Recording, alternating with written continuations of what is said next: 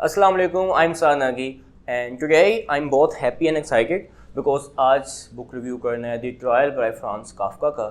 And जैसा पिछली Franz Kafka की वीडियो द मेटामॉर्फोसिस के अंदर बताया था कि Franz Kafka is my favourite author, one of my favourite authors, so I always feel so happy, so excited and so intimidated as well जब इसका बुक रिव्यू करना होता है। एक चीज़ मेंशन करना चाहूँगा एंड दैट इज़ के this is not a typical book review, this is more about book discussion because obviously I am in no position कि मैं इसको बुक रिव्यू कह सकूँ या इसके लिटरेचर को रिव्यू कर सकूँ।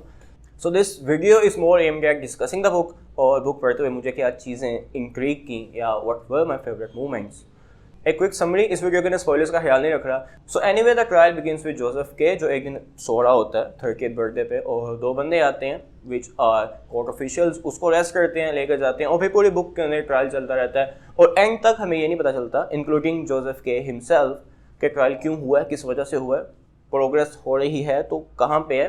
नथिंग पाल्पेबल, नथिंग टेंजिबल, सब कुछ बस ऑब्स्क्योर सा और वेग सा रहता है। पूरे साल केस चलता है, पूरे साल की स्ट्रगल चलती है और साल के एंड पे उसी तरह दो ऑफिशियल्स आते हैं, इसको एक जगह पे वीराने में लेकर जाते हैं, वहाँ पे इसके दिल में नाइफ मारकर दे murder him.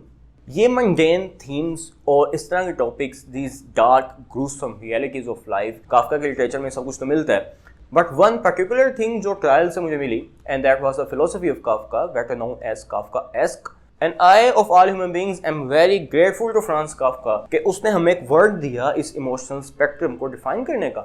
So Kafkaesque basically refers to the obscurities, difficulties, complexities, हर किस्म की complexities जो बेशक ब्यूरोक्रेसी में हो, पॉलिटिकल सिस्टम में हो या हमारी मोरालिटी में या हमारे इमोशनलिज्म में भी हो।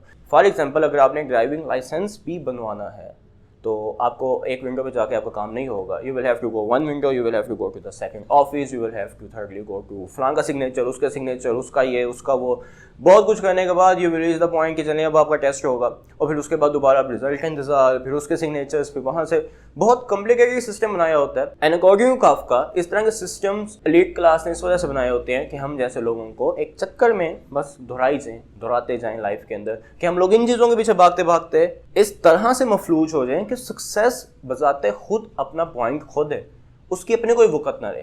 और इस काफ्काएस्क को जिस तरह मैनिफेस्ट किया हुआ इस द ट्रायल में, that was amazing. I mean, there is a point in the novel, I don't remember the exact chapter, जब तकरीबन I think so कि 15 to 20 pages Kafka is continuing कि अब हम पहली डिफेंडिंग प्ली करने जा रहे हैं।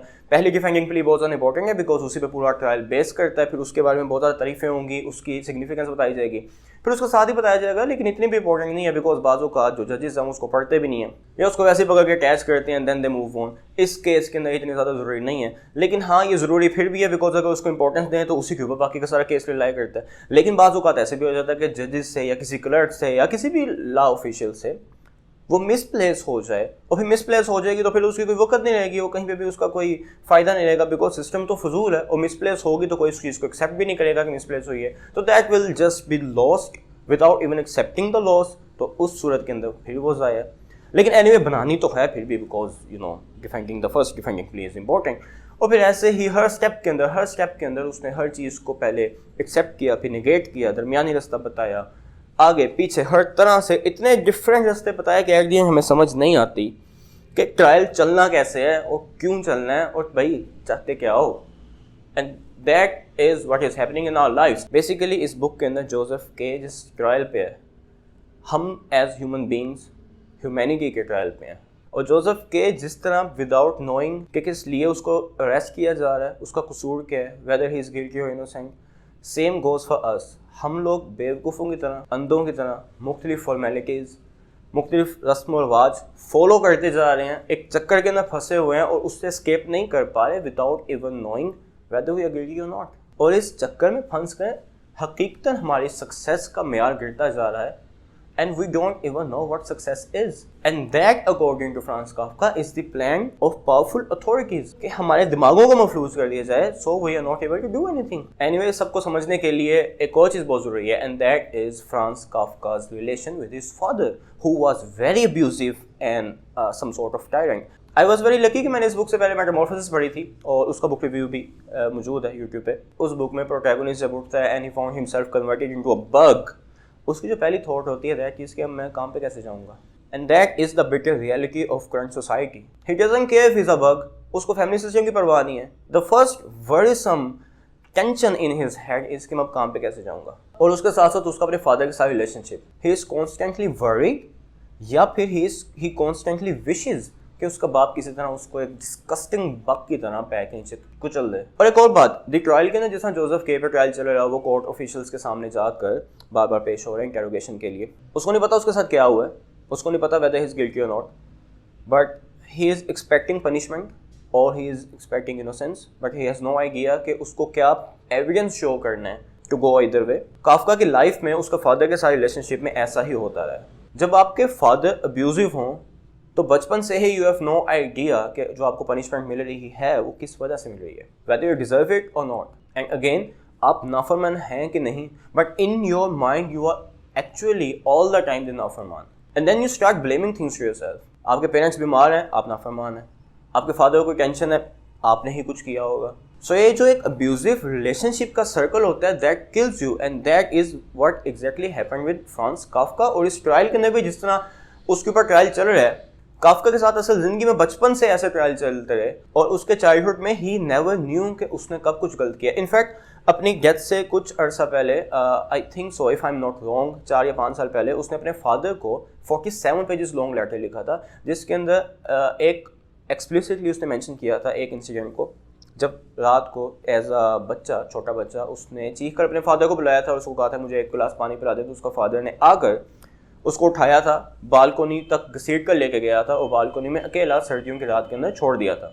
काफका मेंशंस कि ये इंसिडेंट पूरी ज़िंदगी उसके साथ रहा है, एंड बेसिकली उसने उसको अंदर से कुचल दिया था. कॉन्फिडेंस, सेल्फ एस्टीम, सब कुछ ख़त्म कर दिया था. और बहुत अरसे तक वो रात को रोज़ इस डर के साथ सोता था कि his father, the ultimate authority for him, will come at any point, उसको पकड़ेगा, बाहर बालकोनी में जाके फेंक देगा विदाउट एनी एक्सप्लेनेशन, और इसको पता भी नहीं होगा कि वो क्यों कर रहा है. And like every other kid out there जो इस तरह की रिलेशनशिप में हो या इस चीज़ के साथ रिलेट कर सकते हो, काफका एंड तक किसी तरह अपने फादर से ये एक्सपेक्ट करता रहा कि उसके फादर उसे माफ़ कर देंगे. How sad and gruesome is that.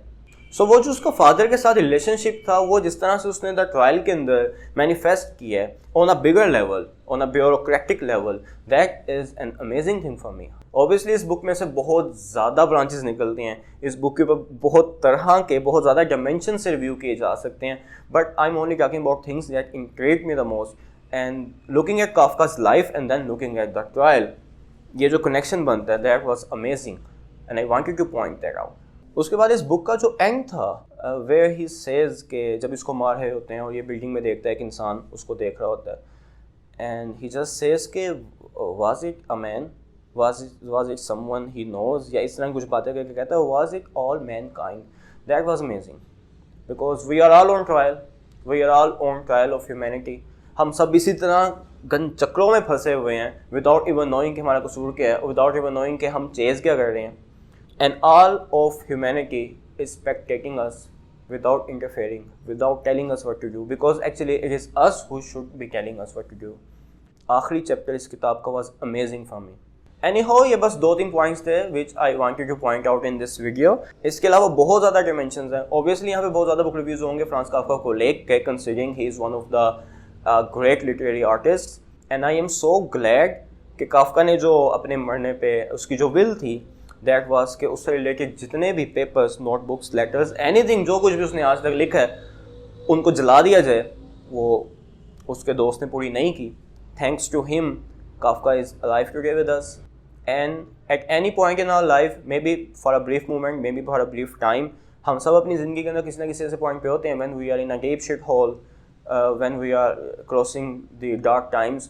कभी ना कभी हम काफका के साथ रिलेट कर पाते हैं, उसकी स्ट्रगल्स के साथ, उसके चाइल्डहुड ट्रॉमा के साथ. And I think those things should be highlighted in literature, and they are highlighted in literature. And because of him, we know कि बचपन में अपने पेरेंट्स के साथ अच्छा रिलेशनशिप किस कदर ज़रूरी होता है. उन लेटर्स में से मैंने सिर्फ आपको सिर्फ एक सीन बताया, उसके अलावा काफका ने जिस तरह से एक्सप्लेन किया है कि किस तरह शैटर हो गया वो मॉरली, और उसकी पर्सनैलिटी किस तरह से टूट गई, और किस तरह वो सेल्फ ब्लेमिंग में, सेल्फ हेट्रेड में, सेल्फ डिस्कस्ट में मुब्तला हो गया. That was amazing. और किस तरह वो चीज़ें उसके साथ पूरी ज़िंदगी कैरी की, वो कभी भी पूरी ज़िंदगी अपने आप को अच्छी नज़रों से नहीं देख सका. इसके most of the novels incomplete हैं because of the same reason, वो कभी उनके साथ सेटिस्फाई नहीं था. एंड बाय द वे ये लेटर कभी उसके फादर तक नहीं था पहुंचा, इसने अपनी माँ को दिया था. वो माँ ने अगेन ड्यू टू कवरेज और टिपिकल हाउस होल्ड सिनारियोज़ की वजह से she never gain the courage, उसको हिम्मत नहीं हुई है कि फादर को दे सके, because apparently his father was too busy कि वो इस तरह कोई इमोशनल ड्रामा ले, अगर इमोशनल ड्रामा उसको होना भी था कुछ ऐसा पढ़ के. तो या that was all about the trial. Well, it was less about the trial and more about the things that hit me and the emotional clingings of it. If you have read the trial, do let me know what you think about this book and आपको क्या चीज़ hit की, because I love to read different opinions and I love the idea कि किसी ना एक book में से same scenario में से हर इंसान को different चीज़ hit करती है दिल पे जाके. Thank you for watching. I'll see you next time.